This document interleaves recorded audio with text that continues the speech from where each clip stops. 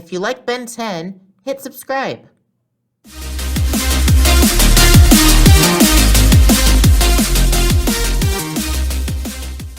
Rada, my brothers and sisters by God. This is your brother in Christ, Abstract Schnitzel, here with another video.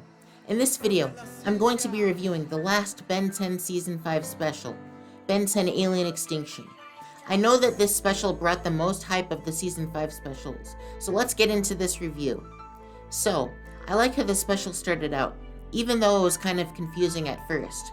It started out with Ben and Max making s'mores around a campfire, but Gwen wasn't there because she was in summer school, which doesn't make sense because we've literally seen Gwen with Ben and Max on the road trip. But then Alien X shows up and takes Ben's Omnitrix, and we find out through a dimension-hopping Max that this Ben is actually from an alternate dimension where Gwen doesn't go to the road trip with Ben and Max, and Ben also seems to be sad all the time. This is kind of how the Ben 10 Omniverse episode, And Then There Were None, started out. It kinda confuses you, but draws you in at the same time, and then it's satisfying when you pick up on it. So I would say that this was a great start to the special. This dimension-hopping Max was really interesting, because his dimension-hopping rust bucket looked just like the rust bucket from the original continuity, and Max himself has a robotic arm just like Max in the original continuity's future. When we get to the part in which we see our version of Reboot Ben, it's almost like he's in ties between wanting help and not wanting help. If you remember the last special, Ben Gen 10, Ben stated he was afraid of heroing alone, but now he wants to hero alone and thinks Gwen and Max are butting in and limiting his potential. At first I viewed this as a contradiction, but now I kind of see how he can feel both ways at once. He wants their help when he thinks he needs it, but doesn't want it when he thinks he can handle the situation alone. But I also think Ben was being stupid once Alien X showed up. He looked at how powerful Alien X was and still thought he could take him alone. Like, Ben witnessed Alien X flip over the rust bucket with just his hand, use telekinesis, teleport, and blow away Heat Blast's flames with no effort, and he still thought that he could beat Alien X by himself. I don't know what he was thinking, but luckily, since Ben had help from Gwen and Max, the dimension-hopping Max finally came in just in time. And we got to hear his backstory, which was that his version of Ben got killed by Alien X after his version of Ben tried to take on Alien X alone. And what does our version of Ben think is the most logical idea? Continue trying to take on Alien X alone. It was interesting seeing Alien X using his powers in different ways, and he completely demolished all the aliens Ben used against him before taking Ben's Omnitrix. Now it's at this point in which a version of Ben, resembling Alien Force Ben, comes in and talks about the plumbers, which makes our Max go kinda crazy, hinting that he's obviously a plumber. I told you guys he was a plumber. I've been saying this for years. Anyway, Ben finally came up with a good plan to not go at it alone, and that's when we finally get to see Ultimate Alien Ben, with his backwards Ultimatrix. I don't know what made them make this decision. It looks so wrong. Anyway, this gives Ben the wonderful idea to find other Omnitrix wielders and get them to listen to him. And we soon find ourselves looking at a version of Gwen with an Omnitrix, a version of Ben resembling original series Ben, and a version of Ben resembling Omniverse Ben. They all try to take on Alien X one by one and fail, but our Ben finally uses his brain to get all the Omnitrix wielders to help him get his Omnitrix back, and they all go in at once taking on Alien X, and they successfully defeat him. The ending was pretty dark. I mean, the whole special's pretty dark, but the ending's extra pretty dark.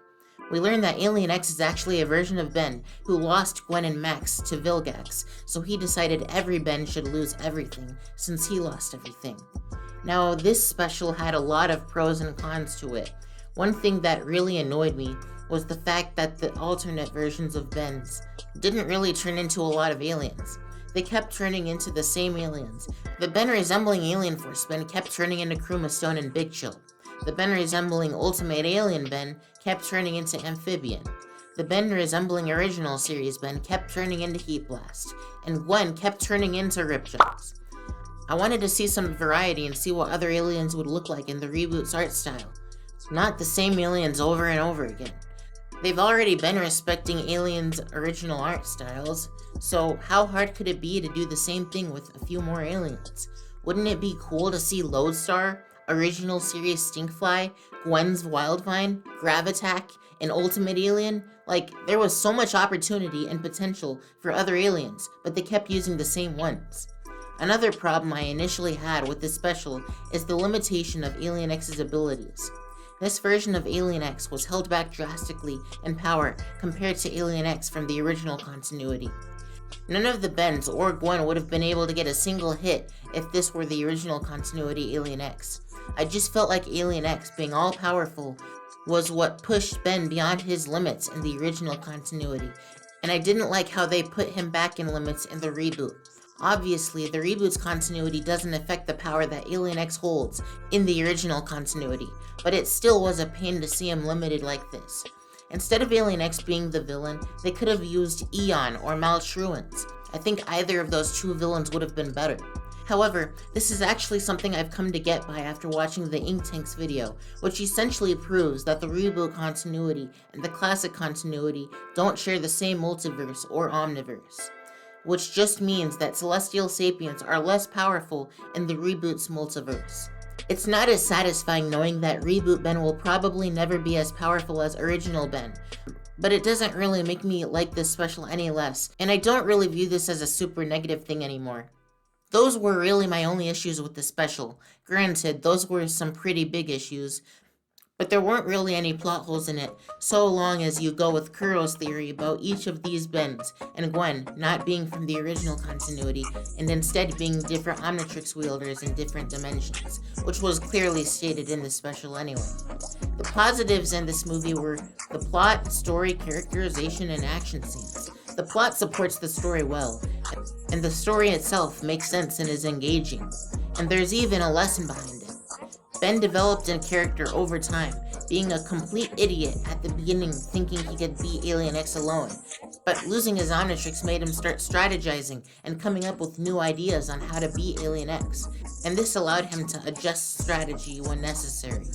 Dimension Hopping Max had grudges against Bens that didn't value family, but that's only because he cares about them too, as he lost his Ben, and his offer to treat the evil Ben as his grandson just shows how much he values family. And with our Max, we not only learn that he was or is a plumber, but also witnessed him defending Ben when Dimension Hopping Max blamed him for losing his Omnitrix, which he wasn't really wrong about. There wasn't much characterization between the alternate Bens and Gwen, but we did learn certain things that were different about their dimensions, like how none of them have Alien X, and how the Alien Force type Ben works for the plumbers alongside Max, and even though we didn't get to see a lot of him, the evil Ben 10,000 even had some characterization, as he explained his story and why he did what he did. And the action scenes in this special were crazy. I mean, the reboot has had some pretty good action scenes before, but this special probably had some of the most intense action scenes that I've ever seen in the reboot. They really saved the best for last. I'd say that of the three specials, this one had the best action scenes. So, that's how I feel about Alien X-Tinction. I've come to like it more than I initially did after watching the Ink-Tanks video.